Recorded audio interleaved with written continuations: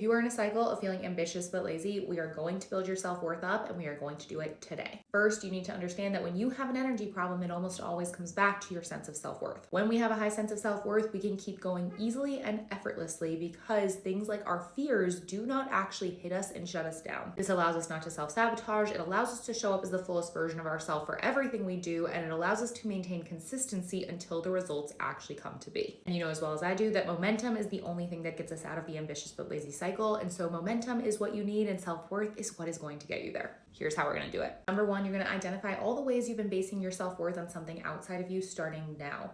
Any of your accomplishments, any of the perceptions other people have of you, any of the ways you do things, anything that comes from the outside and makes you feel more valuable or less valuable, those things are things we need to detach from. They are triggers. They are what is causing this problem to begin with. Number two, you need to realize that your self-worth comes from inside of you and is not affected by anything outside of you. And in order to do that, you're going to need to align with a new mindset that supports that belief. For me, that mindset isn't anything that's crazy. It's just that I am worthy because I am, because I'm living, because I'm breathing, because I'm here, because I'm me. I am worthy. I am valuable enough as I am. I don't need to prove it. Nothing outside of me can tell me that I'm not valuable. I am just valuable because I am. This is powerful. This is important. And even if you need to repeat it 1,000 times to get yourself behind it, this is the most valuable part of all of this, because once you have this mindset, it makes it easy to do anything else. And this brings us to number three. You are going to choose right now that you are worthy and valuable as you are. And that's it. You're going to move forward with that energy from here on out. When you feel triggered, you remind yourself that this is a choice. When you feel scared, you remind yourself that this is a choice. When you have doubt, you remind yourself that this is a choice.